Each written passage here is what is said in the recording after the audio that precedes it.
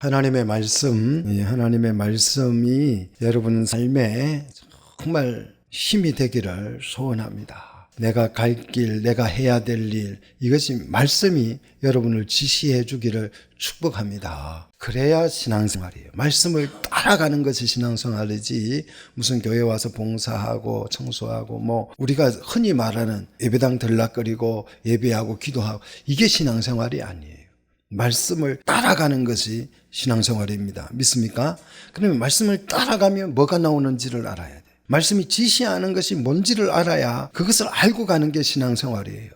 오늘 오전에 말씀드렸던 것처럼 벗개만 메고 다닌다고, 들고 다닌다고, 내가 정성을 다해서 새수레 만들어서 벗개를 다이성으로 옮겨온다고 해서 그게 신앙생활이 아니에요. 그 하나님 싫어하시는 거예요. 정말 여러분 많은 교회들이 있지만 정말 하나님의 말씀이, 성경이 우리에게 요구하고 원하는 것이 무엇인지 그거 말해주는 교회가 사실 제가 봐도 흔치 않고, 저도 어렸을 때 그렇게 배우지를 못했어요. 그냥 와서 열심히 와서 기도하고 열심히 와서 전도하고 열심히 봉사하면 그게 신앙생활 잘하는 것이라 그렇게 배웠어요. 그래서 정말 저는 주일날, 수요일날, 중학교 때부터 구역 예배까지 다 다녔어요. 심지어는 제 모교에서 철학 기도 안 해도 저 혼자 철학 기도를 하면서까지도 신앙생활을 했습니다. 그러면 신앙생활 잘하는 건 줄 알았어요.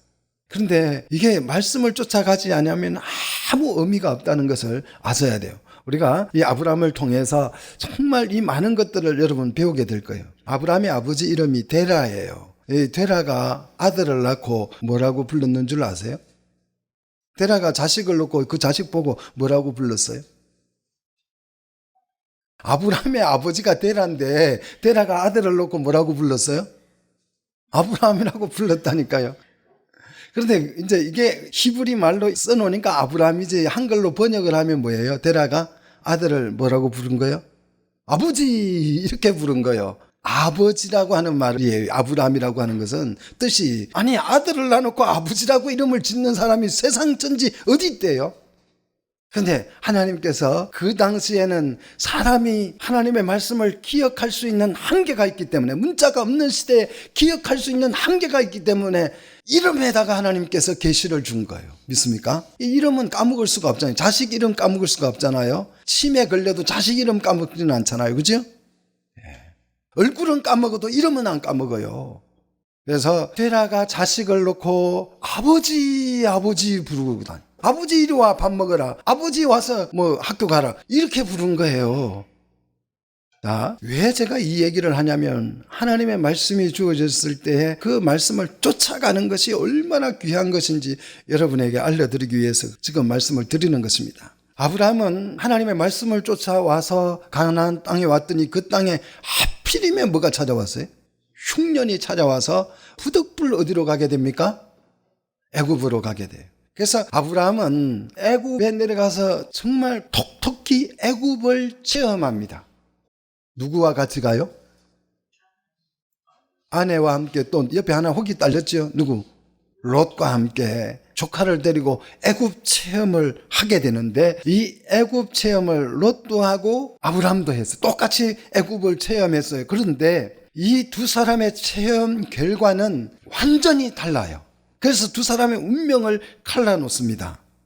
같은 고난을 겪더라도요, 고난을 겪는 사람에 따라서 결과가 달라집니다. 욥은 굉장한 고난을 받았는데 그 고난을 그는 뭐로 삼았습니까? 가야금 줄로 삼아가지고 찬양을 했어요. 하나님을 찬송했어요. 근데 우리는 고난이 오면 어떻게 해요? 원망부터 하잖아요. 이게 똑같은 고난이다 하더라도 어떻게 받아들이냐에 따라서 태도가 달라진다는 거예요. 결과가 달라진다는 것입니다. 똑같이 아브라함과 롯이 애굽을 체험했음에도 불구하고 결과가 완전히 달라지는데, 그 달라지는 것이 오늘 이제 13장 이하에서부터 쭉 소개가 됩니다. 자, 아브라함과 롯은 애굽에서 이제 다시 네겝으로 1절 보니까 어떻게 해요? 올라가니 그랬어요. 이 올라간다라는 표현, 우리가 이제 부산에서 서울 올라간다 그러잖아요. 서울 갈 때 올라간다 그러고, 저기 철원에서도 서울 올 때는 내려간다 안 하고 어떻게 해요? 올라간다 그래요. 왜? 서울이 나라의 중심이기 때문에. 그래서 올라간다라고 하는 이 표현은 물론 지리적으로 올라간다라는 의미도 있겠지만 무슨 뜻이에요? 아브라함의 마음의 중심은 어디입니까? 가나안 땅이었다라는 거예요. 그런데 애굽에서 가나안 땅으로 올라오는 이 풍경이 너무 멋있어요. 너무 멋있어요.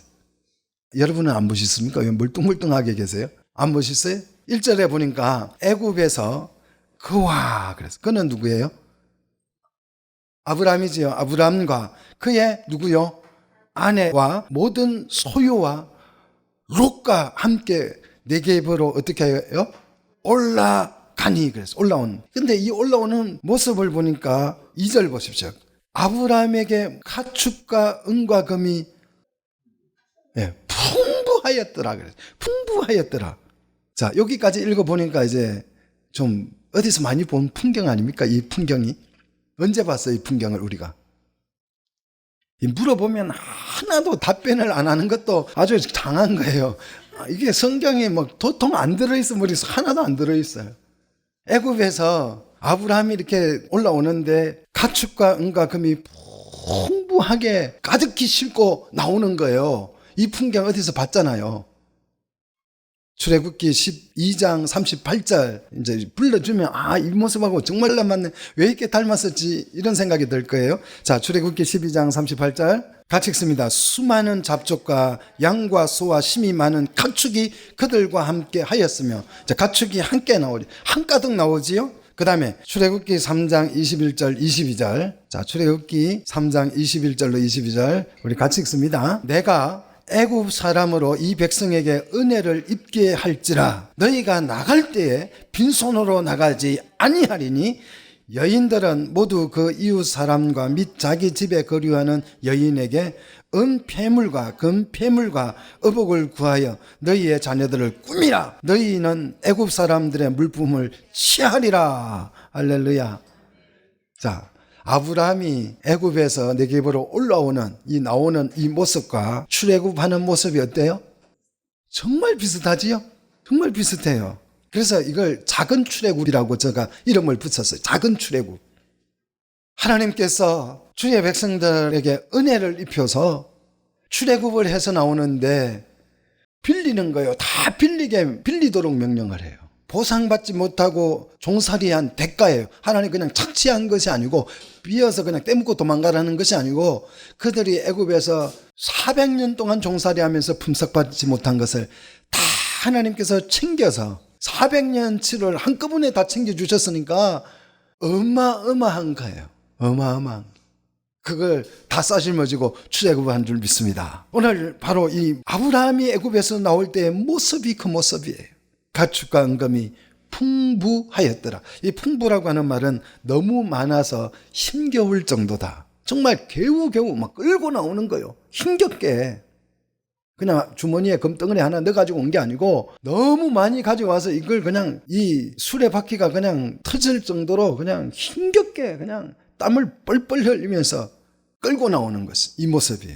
자, 아브라함은 어떻게 애굽에 내려가서 단시간에 이렇게 많은 가축과 은금을 확보했을까? 무슨 주식 투자를 했습니까? 아니면 남의 거 훔쳤습니까? 어떻게 해서 이렇게 풍성하게 애굽에 내려가서 이렇게 많은 재물과 가축을 얻을 수 있었을까요? 첫 번째 가능성은 뭐냐면 애굽에 내려가서 아브라함이 뭘 팔았어요? 아내 팔아먹었잖아요. 아내. 그래서 12장 6절에 애굽 왕이 아브라함에게 어떻게 했어요? 후대했다. 그래서 후대. 그래서 양과 소와 노비와 암수 낙이 낙타를 줬다는 거예요. 이때 얻어온 게 뭐예요? 애굽 여인 누구요? 하갈. 그래서 사라의 몸종이 되잖아. 하갈이 애굽 여인이. 그죠? 예. 자, 이렇게 해서 아내를 준 대가로 바로 왕에 의해서 얻은 이 재물이 정말 이렇게 풍성하게 이렇게 많이 줬다. 그거는 말이 됩니까? 안 됩니까? 안 되는 얘기죠. 이렇게 많이 줄 리가 없잖아요. 자, 그러면 두 번째 가능성이 뭐냐? 아브라함은 아내를 돌려받고 이제 우리 성경을 보면 바로 아브라함이 올라온 것처럼 나왔지만 사실은 바로 올라온 것이 아니고 흉년이 끝날 때까지 애굽에 일정 기간 체류를 했다는 것입니다. 몇 년 체류했는지는 알 수 없으나 아무튼 체류를 했습니다. 일정 기간. 긴 시간은 아니고 아무튼 흉년이 끝날 때까지 아브라함은 애굽에 머물렀어요. 그렇다면 애굽 땅이 그만큼 기름지다는 거예요. 기름졌다는 거예요. 그만큼 살기가 좋았다는 것이. 모세 때 이스라엘 백성들이 애굽에 내려갔더니 얼마나 생식을 잘하는지요. 그렇잖아요. 그 기하급수적으로 늘어난 거예요. 이스라엘 백성이 바로 왕이 감당을 못할 정도로 이스라엘 백성들의 번식력이 굉장했어요. 그런 것처럼 이 아브라함이 내려갔을 때 그 애굽이 얼마나 살기가 좋았는지 정말 단시간에 삽시간에 그 짧은 시간에 대성공을 거둘 수 있을 정도로 은금을 그냥 다 찌고 나올 수 없을 정도로 장사 잘 되면 이게 갈고리로 돈을 막 걸면서 마대에 담는다 그러잖아요. 그런 얘기 못 들어봤어요? 예전에 그런 얘기 참 많이 들었어요. 마대를 갖다가 셀 수가 없대, 돈을. 얼마나 많이 장사가 잘 되면. 그래서 마대에 담아서 그냥 은행에 갖다 주면 은행에서 알아서, 요새 뭐 대형 교회는 회계 뭐 볼 필요 없어. 은행에서 와서 다 해줘요. 다 회계 다 해줍니다. 우리는 은행에 가야 되지만 대형 교회는 은행에서 와서 다 해줘요. 정말 짧은 시간에 애굽은 대성공을 할 수 있을 정도로 풍성했다는 것이. 자, 여기서 애굽이 눈에 들어오셔야 돼요. 이 애굽은 이처럼 마음만 먹으면 성공할 수 있는 터전이에요. 애굽은 마음만 먹으면 언제든지 내가 원하는 만큼 상당한 부를 얻을 수 있고 확보할 수 있는 곳입니다. 이 애굽은 우리의 꿈을 실현시켜 줄 수 있는 그런 곳이에요. 예전에 이런 곳이 또 한 군데 있었죠. 아메리카. 그래서 아메리칸 드림. 그래서 전 세계 사람들이 어디로요? 아메리카로. 거기 가기만 하면 대박을 치는 거예요. 가서 그냥 청소만 해도 먹고 사는 거예요. 그러니까 아메리칸 드림이에요. 전 세계인들이 미국으로 다 몰려들었잖아요. 애굽이 그런 곳이. 내려가기만 하면 뭘 해도 먹고 살기. 얼마나 땅이 기름지고 농사가 잘 때는 농사 지면 대풍년이에요. 흉년이 거기는 들지 않는 곳이에요. 애굽은 세상의 꿈을 실현하기에 최적화된 곳이에요. 그런데 아브라함이 짐을 다 싸질머지고 어디로요? 이 애굽을 등지고 어디로요?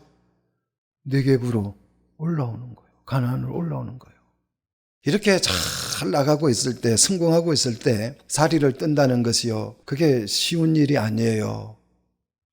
대부분 자리를 뜰 때는 실패할 때 자리를 뜹니다. 그렇죠? 그래서 목회자들도 보면 뭐 사업하다가 뭐 자기 하고 싶은 거 다 하다가 안 되면 목회 한번 해본다고 신학교 오는 사람들이 참 많아요. 참 불행한 거죠, 그거는. 뭐 불행 중에 다행이긴 하지만 불행한 것이에요. 성공하고 있을 때 이 자리를 떠난다고 하는 것은 어쩌면 자신의 전부를 포기하는 정말 어려운 결정입니다. 그렇다면 왜 아브라함은 이 풍요로운 애굽을 포기하고 되돌아왔을까 하는 거예요. 왜 되돌아왔을까? 그 이유를 이제 한번 봅시다. 그 이유가 이제 올라와서 뭐라는지 보면 그 이유가 보이지요? 3절. 올라와서 베델과 아이 사이 전에 장막을 쳤던 곳에 도착해서 가장 먼저 아브라함이 뭘 해요? 4절. 뭐 합니까? 그가 처음으로 제단을 쌓았던 그곳에서 뭐 합니까? 거기서 여호와의 이름을 선포하는 거죠. 무슨 뜻이에요, 이게? 뭘 의미합니까? 하나님, 나 제자리로 돌아왔어요. 이곳이 내가 있을 곳입니다. 이곳이 내가 하나님의 말씀을 쫓아온 바로 그곳입니다. 그러면서 하나님을 찬양하는 거지요. 애굽의 그 풍요로움을 버리고 척박한 땅으로 돌아와서 아브라함이 하나님의 이름을 찬양하고 높이고 그 이름을 드러내고 있어요. 아브라함의 삶은 하나님의 이름을 높이는 삶이에요. 자기 삶에 자기 성공을 거두는 게 목적이 아니고, 아브라함의 목적은 내가 무슨 인생에 대박을 치고 성공을 하고, 그게 목적이 아니고 누구의 이름을 높이는 거예요? 하나님의 이름, 여호와의 이름을 높이는 삶. 이게 아브라함의 삶의 목적이었어요. 그래서 그 처음 마음이 변함이 없다. 변함없는 마음을 다시 돌아와서 증명해 보이는 거죠. 아브라함은 자신의 꿈과 희망을 충족시켜줄 그 나라를 포기하고 애굽에 머물지 않고 하나님의 뜻과 계획과 비전을 이룰 나라로 발걸음을 옮겨 놓았습니다. 세상적으로 보면 이것은 바보 같지만, 정말 어리석은 그런 태도지만 이것이 우리 믿음의 사람에게는 축복인 줄로 믿습니다. 자, 그렇다면 아브라함이 애굽의 은금을 포기하고 다시 돌아온 이 네게브는 어떤 곳입니까? 네게브 땅은 애굽 땅과 전혀 다른 땅이에요. 여기에는 주기적으로 뭐가 찾아와요? 흉년이 주기적으로 찾아오는 곳이 아주 척박한 땅입니다.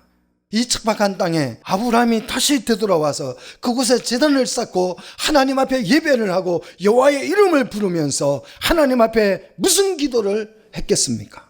한번 여러분 상상해 보십시오. 어떤 기도를 드렸을 것 같아요? 저는 이렇게 상상을 해봤습니다. 아브라함이 이 척박한 땅에, 삭막한 땅에 그 애굽의 풍요를 버리고 돌아와서 이곳에 와서 아마 이런 기도를 했을 거예요. 하나님, 난생 처음으로 제가 애굽을 갔다 왔습니다. 그런데 애굽이 참 사람 살기 좋습니다. 땅은 비옥하고 기름져서 목축하기 좋고 농사짓기 너무너무 좋았습니다. 그런데 주님이 내게 주신 이 약속의 땅은 왜 이리 척박합니까? 애굽에 내려가 보니까 어마어마한 나일강이 흐르는데 거기에는 몇 년 가뭄이 와도 끄떡 없습니다. 걱정할 게 없습니다. 그런데 하나님이 주신 이 땅의 요단강은 나일강에 비하면 아무것도 아닙니다. 이건 강도 아니고 뽀만도 못하고요. 또랑만도 못하다. 이 땅은 어찌 그리 황무합니까? 하지만 제가 이곳으로 다시 돌아왔습니다. 왠 줄 아십니까? 나 아브라함은 나일강이 아니라 하나님만 바라보기 위해서입니다. 나일강 쳐다보는 것이 아니라, 나일강을 의지하는 것이 아니라 여호와 하나님만 바라보기 위해서입니다. 땅의 비옥함이 아니라 하나님 안에서 풍요함을 누리기 위함입니다. 오직 하나님만 의지하고 하나님만 바라보기 위해서 여기로 다시 돌아왔습니다. 아마 이런 내용의 기도를 하지 않았겠어요? 이렇게 아브라함이 온전히 하나님만 바라볼 때에 어떤 역사가 일어나느냐. 한번 여러분 보십시오. 5절. 아브라함과 롯은 일행에 불과해요. 일행. 여러분 일행이라는 말을 아세요? 300명이 몰러 간다. 그걸 보고 일행이라 합니까? 언제 일행이라고 불러요? 그냥 몇 사람은 안 될 때. 그잖아요. 작은 무리를 일행이라 그러잖아요. 한 5,000명 몰러 간다. 그러면 일행이라 합니까? 무리라 그러고 집단이라 그러지요. 그죠? 아브라함을 여기에 5절에 보니까 뭘로 표현하고 있습니까? 일행으로 표현하고, 일행에 불과한 사람들이에요. 이 사람들은. 자, 왜 일행이냐? 아기를 놓지 못하는 불임 부부 한 쌍. 그 다음, 천하의 고아 누구요? 롯. 이밖에 없어요. 그러니까 일행이에요. 이런 아브라함의 일행이 네겝으로 돌아와서 어떻게 됩니까? 알다시피 가나안 땅은 애굽 땅처럼 번성할 수 있는 땅이 아니에요. 그런 땅이 아닙니다. 그런데 이 땅에 돌아와서 어떤 일이 일어나요? 두 사람이 아브라함과 롯이 어떻게 할 수 없었다고요? 통거할 수 없을 정도로 번성을 한 거예요. 좀 여러분 배 아프세요? 남이 번성했다 그러니까. 예? 두 사람이 동거할 수 없을 정도로 번성을 해요. 어떻게 이런 척박한 땅에서 이런 놀라운 일이 일어났습니까? 이게 뭐예요? 하나님의 풍요로움, 하나님의 축복이에요. 하나님의 손길입니다. 성도의 풍요함은 하나님 안에서 이루어져야 되는 것입니다. 믿습니까? 비록 환경이 좋지 못해도 우리 하나님이 함께 계시면 여러분의 삶이 풍성해질 줄로 믿으시기를 축복합니다. 이 풍성함을 누리시기를 축원합니다. 하지만 인간의 이기심은요, 풍요로워지니까 어떻게 돼요? 다툼이 일어나죠. 다툼이. 7절 보세요. 아브라함의 목자와 롯의 목자가 서로 뭐 하기 시작합니까? 다투기 시작해요. 왜? 두 사람이 이렇게 비좁은 땅에서 왜 이렇게 다투면서 같이 달라붙어 있어요? 이 두 사람은요, 헤어질 수 없는 관계예요. 왜 헤어지면 안 됩니까?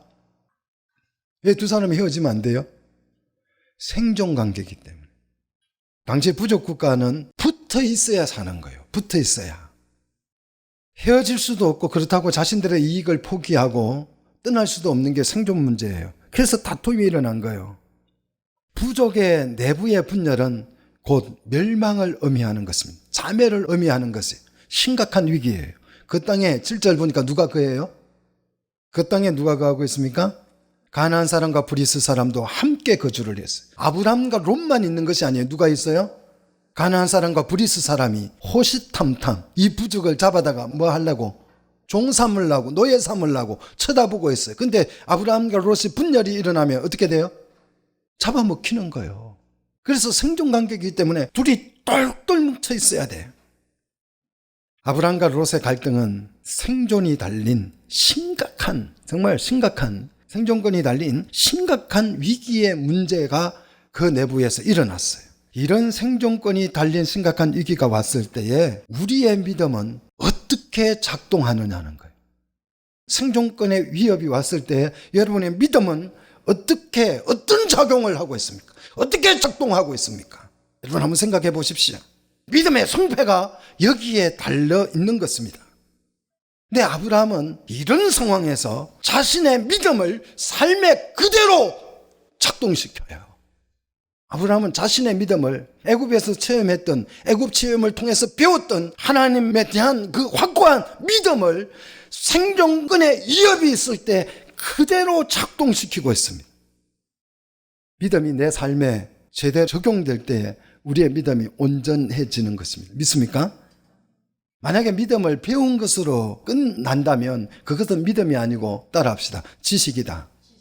믿음은요, 내 삶에 적용이 안 되고 지식으로 남아있으면 그거는 믿음이 아니고 지식이에요. 생존권을 위협받는 그런 위기 상황에서 아브라함은 믿음을 어떻게 적용합니까?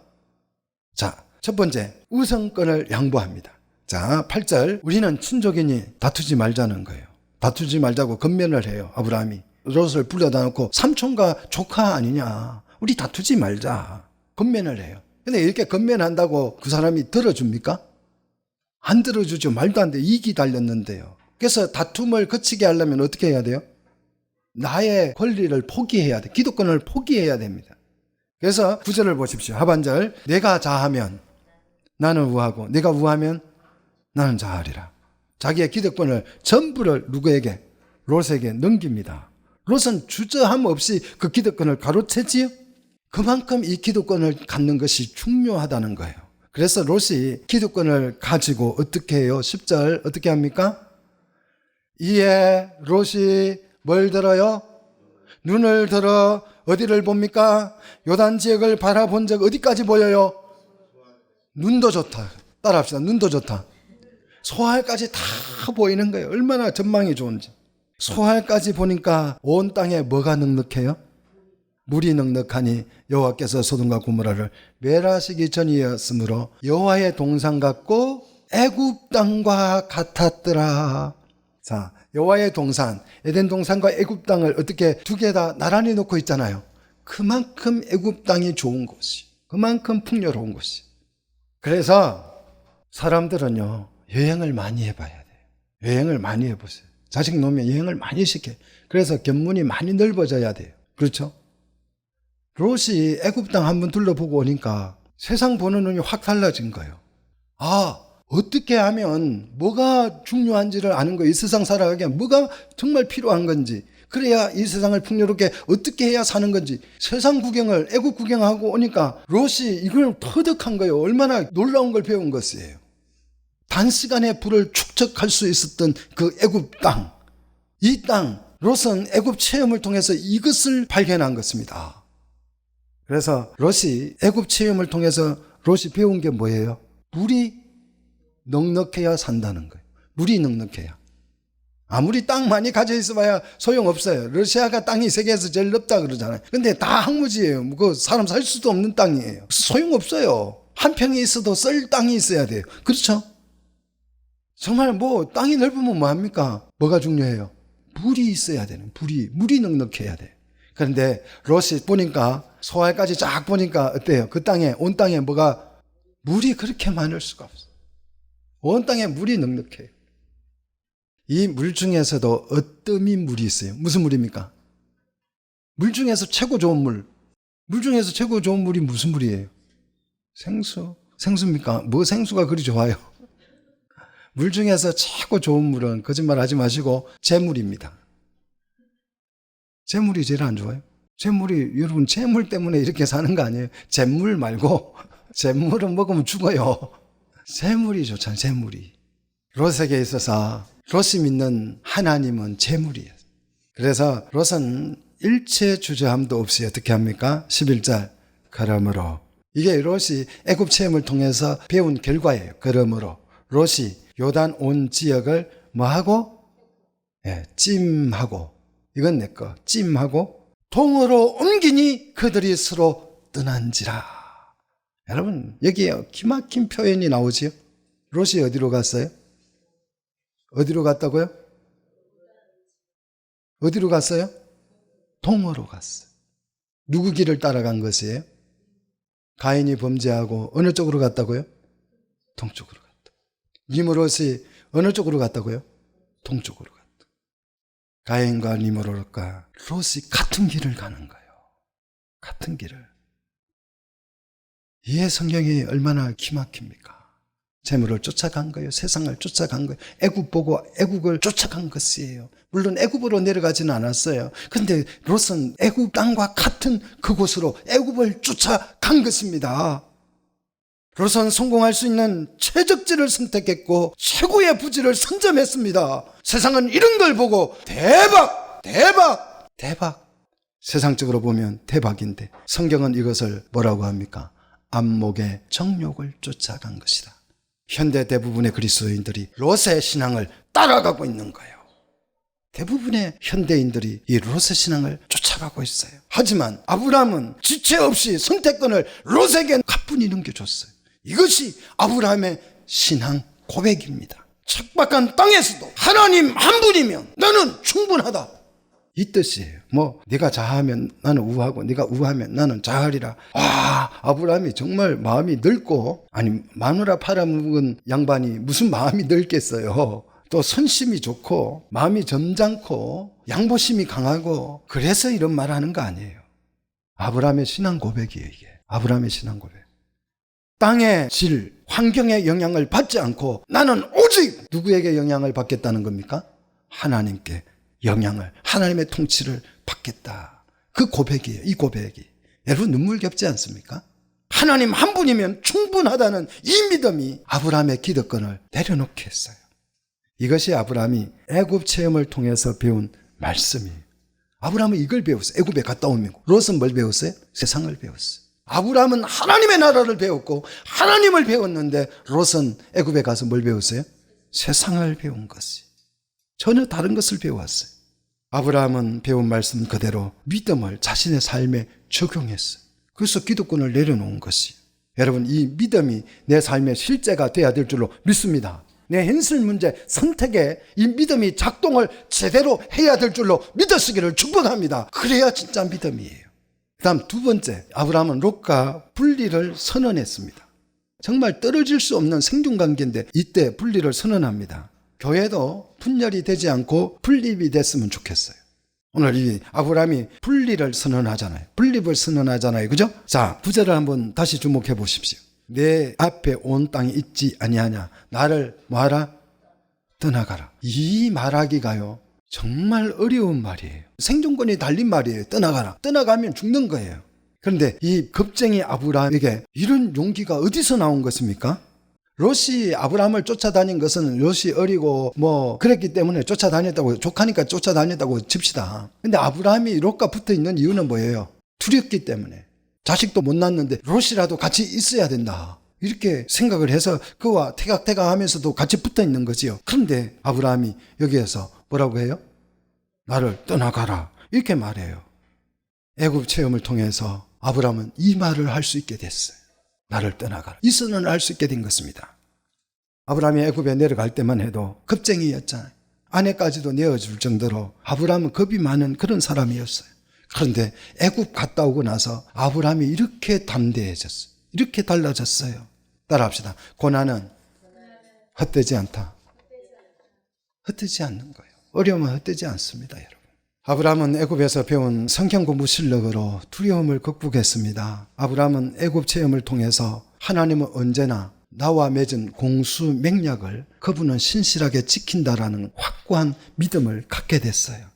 이로 인해서 분리 장애 불안을 극복하고 롯과 담대하게 분리를 선언할 수 있었습니다.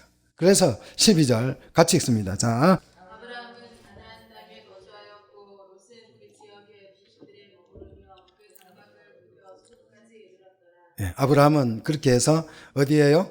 가나안 땅에 머물렀고 롯은 그 지역 도시를 체류해가면서 어디로 진출합니까? 소돔으로 진출해요. 롯은 소돔을 자신의 꿈을 실현해 줄 최적지로 선정했어요. 롯은 소돔에서 자신의 인생의 미래를 받고 희망을 발견했어요. 하지만 물질의 눈이 가려진 롯은 소돔에서 보지 못한 것이 있어요. 그게 뭡니까? 그 풍요로움은 봤는데 뭘 못 봤어요? 자, 13절 같이 읽습니다. 시작. 소돔 사람은 여호와 앞에서 악하며 큰 죄인이었더라. 소돔 고모라 성에 그 죄악을 보지 못했습니다. 만몬신의 눈이 가려지면 죄악이 보이지 않는 것입니다. 멸망도 보이지 않아요. 이런 걸 보고 성경은 뭐라고 불러요? 소경이다 그러잖아요. 하지만 아브라함은 약속의 땅 가나안 땅에 그대로 머물러 있습니다. 야, 겉으로 보면 든 자리는 몰라도 난 자리는 안다 그러잖아요. 롯이 떠나가고 나니까 이게 뭐 헐빈한 거예요. 텅 빈 거예요. 절반이 떨어져 나간 거예요. 빈털터리가 된 것 같아요. 얼마나 안타까워 보입니까? 그런데 14절 롯이 아브라함을 떠난 후에, 기독교는 떠남의 종교입니다. 이렇게 분립의 종교가 돼야 돼. 계속 교회가 분립되어서 가야 될 줄로 믿습니다. 여호와께서 아브라함을 찾아오셔요. 롯이 떠나고 나니까 누가 찾아왔다고요? 하나님이 찾아오셨어요. 그리고 말씀합니다. 너는 눈을 들어. 얼마나 기막힙니까? 롯이 눈을 들어서 봤지요? 그죠? 눈을 들어서 보고 갔는데 하나님이 오셔서 롯이 했던 모습을 그대로 아브라함에게 명령하세요. 너는 눈을 들어. 너 있는 곳에서. 자, 북쪽과 어디요? 남쪽. 그리고 동쪽. 롯이 갔던 곳이지요? 동쪽과 어디요? 서쪽을 바라보라. 10절 롯과 비교를 해보십시오. 롯은 스스로 눈을 들어서 안목의 정욕을 따라 소돔을 선택해서 갔습니다. 그런데 아브라함은 하나님의 말씀을 따라서 눈을 들어봅니다. 이것은 안목의 정욕이 아니고 믿음의 눈이에요. 똑같이 보는데 다른 걸 보는 거예요. 할렐루야. 여러분 말씀을 따라 말씀을 쫓아 바라보시면 다른 게 보일 줄로 믿습니다. 세상이 안 보이고 정말 하나님의 나라가 보이게 될 줄로 믿습니다. 이게 보여야 진짜예요. 자, 하나님의 말씀을 따라서 천천히, 자, 고개 드시고 천천히 여러분 한번 보십시오. 북쪽을 보시고 그 다음 어디요? 남쪽을 보시고. 보셨습니까? 북쪽과 남쪽을 보셨어요? 북쪽 보시고 남쪽을 보셨습니까? 그리고 이제는 동쪽과 서쪽을 보십시오. 동쪽과 서쪽을. 뭐가 보여요? 북쪽, 남쪽, 동쪽, 서쪽 보고 나니까 뭐가 보여요? 십자가가 보이지요. 언유적이긴 하지만 여러분 눈에 이 십자가가 선명하게 들어왔으면 좋겠습니다. 하나님은 아브라함의 눈을 열어서 사방을 보게 하시고 약속합니다. 십자가를 보게 하시고 약속합니다. 15절 보이는 땅을 내가 너와 네 자손에게 주리니 영원히 이르리라. 이 땅은 영원히 너의 땅이 될 것이다. 그래서 땅은 그냥 땅이 아니고 따라합시다. 영토, 국토를 말하는 거예요. 국토를 말하는 너의 국토가 될 것이다. 땅을 약속합니다. 그 다음 16절 내가 네 자손이 이 땅에 뭐같이 티끌 같게 하리니 사람이 땅에 티끌을 능히 셀 수 있을진데 네 자손도 세리라. 여러분 땅에 티끌을 셀 수 있습니까? 없어요. 아브라함의 자손이 너무 번창해서 셀 수조차도 없게 된다. 뭘 약속하는 것입니까? 백성, 국민을 약속하는 거예요. 국토와 백성, 국민을 약속합니다. 영토와 국민을 약속합니다. 그리고 이 나라는 영원할 것이라는 거예요. 영원할 것이다. 하나님의 나라를 상징하는 거예요. 17절 이 약속에 대해서 네 발로 직접 걸어서 확정을 하라는 거예요. 네 발로 걸어서 확정을 하랍니다. 그래서 너는 일어나. 여러분 일어날 때가 있어야 돼요. 언제나 주저앉아 있으면 안 돼요. 일어날 때가 있어야 합니다. 일어나 그 땅을 따라합시다. 종과 횡으로 두루 다녀보라. 종은 세로지요. 횡은 뭡니까? 가로예요. 가로. 뭐가 보여요? 십자가가 보입니까? 그래서 실제로 22장에 보면 아브라함이 아들을 데리고 나무를 지고 예루살렘으로 올라가서 못 박히잖아요. 못 박히죠. 아브라함이 예수님을 봤어요? 못 봤어요? 봤어요. 이 모든 모습을 본 거예요. 십자가 구속의 사건을 아브라함이 본 거예요. 예수님이 봤다고 증언하잖아요. 십자가의 구속의 사건을 통해서 하나님의 나라가 이루어질 줄로 믿습니다. 십자가를 통해서 하나님의 나라가 우리에게 주어질 줄로 믿습니다. 이 말씀을 실제로 믿고 실제 발바닥으로 밟고 다녀야 이것이 내 것이 될 줄로 믿으시기를 축복합니다. 믿음은요, 행함이 없는 믿음, 그래서 죽은 것이. 그래서 실제로 다녀보라. 내가, 따라합시다. 내가 그것을 내게 주리라. 그것이 뭐예요? 그거. 땅, 영토를 주리라. 하나님 나라를 주리라. 내 발로 밟아야 하나님의 나라가, 따라합시다. 우리나라가 된다. 하나님의 나라가 우리나라 되는 거예요. 여기서 발로 밟고 다니면 그 나라를 준대요. 여기서 연상되는 말씀 혹시 없어요? 발로 밟아야 준대요. 자, 우리 한번 여호수아 1장 3절. 내가 모세에게 말한 바와 같이 너희 발바닥으로 밟는 곳은 모두 내가 너희에게 주었노니. 발바닥으로 밟는 곳은 모두 누구에게? 너희에게 주었다. 4절. 이 땅은, 발바닥으로 밟은 땅은 그냥 땅이 아니고 뭐예요? 4절. 너희 영토다 그랬어요. 영토. 여기에서 영토라고 하는 것은 개불이라고 하는 단어예요. 개불. 경계, 영토라는 뜻인데 10장 19절 한번 보십시오. 이 경계라는 말이 나오지요. 성경을 번역할 때 이런 단어들을 통일시켜줘야 사실 이해가 쉬워요. 그런데 여기서 뭐 그냥 땅이라고 번역하고 똑같은 이 개불이라고 하는 단어를 어떤 데는 뭐 경계라고 했다가 영토라고 했다가 이러니까 헷갈리는 거예요. 자, 10장 19절에 보니까 가나안의 경계가 나오지요. 그들에게 영토가 있었다라는 뜻이었죠. 그죠? 역시 이제 이 여호수아 때 와서 아브라함에게는 뭐가 주어져요? 드디어 영토가 주어져요. 경계가 확실한 영토가 주어졌다라는 뜻이에요. 이 여호수아는 우리 예수님을 예표하는 줄로 믿어지기를 축복합니다. 자, 아브라함은 영토의 약속을 받고 실제 말씀 그대로 종과 형으로 행보해 보기 위해서 순종을 합니다. 18절. 바로 그 말씀이 떨어지자마자 당장 어떻게 해요? 장막을 어떻게 해요? 걷어서 실제로 옮겨요. 어디로요? 어디로 옮깁니까? 18절. 헤브론으로 옮겨요. 이 헤브론은 어디요? 마므레 상수리 숲을 근처로 옮겼다 그랬어요. 아브라함이 있는 그 자리에서 남쪽으로 간 것이에요. 왜 북쪽과 남쪽 이렇게 말씀하셨는데 북쪽으로 안 가고 왜 남쪽부터 갔을까요? 아브라함이 북쪽에서부터 이미 밟고 왔어요. 그래서 남쪽으로 간 이유도 있겠지만 왜 아브라함은 남쪽 마므레 상수리 숲을 근처에 헤브론을 첫 번째 선택을 했을까? 이 마므레라고 하는 것은 강하다는 뜻이에요. 그래서 이 마므레는 아모리 족속의 사유지입니다. 마므레 상수리 나무라고 하는 것은 아모리 족속의 사유지예요. 그래서 여호수아서 10장 5절에 보면 이미 그때 아모리 족속은 다섯 왕을 거느리고 있어요. 다섯 왕을. 굉장한 강력한 사람이에요.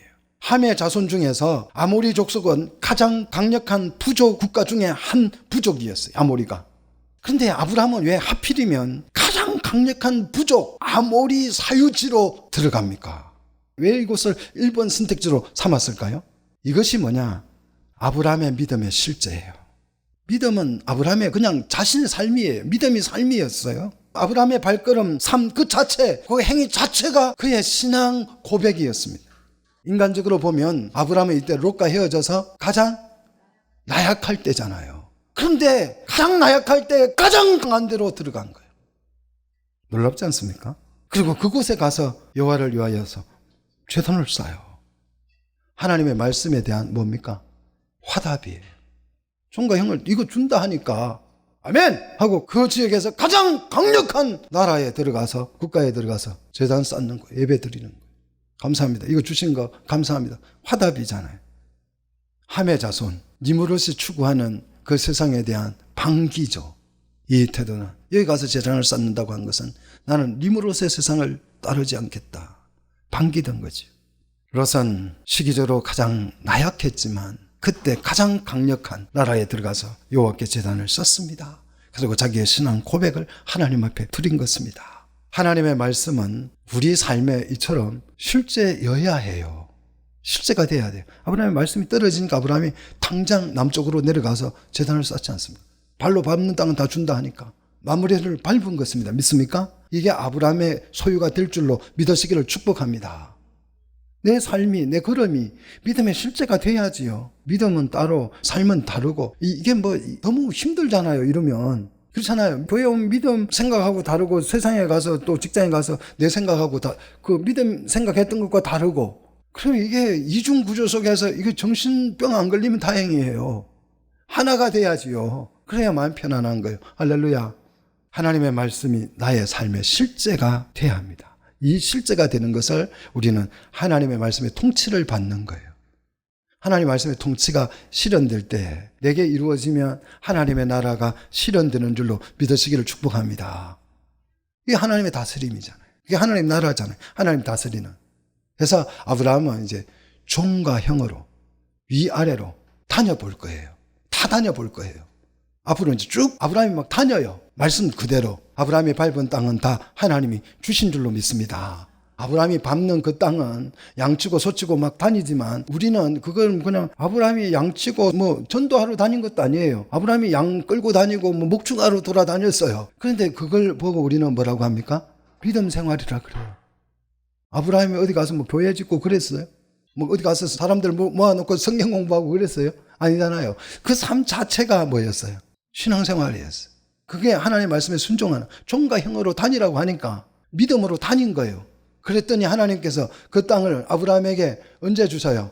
출애굽 이후에 통째로 주시잖아요. 그래서 그 백성을 이루시잖아요. 그 나라를 이루시잖아요. 믿습니까? 그게 왕이 생기잖아요. 여러분의 믿음이 그냥 실제가 되시기를 축복합니다. 교회 생활 다르고 뭐 회사 생활 다르고 이러면 안 돼요. 그거는 신앙생활 아니에요. 그래서 하나님의 통치가 이루어져서 하나님의 나라가 실현되는 놀라운 역사가 일어나기를 주의 이름으로 축복합니다.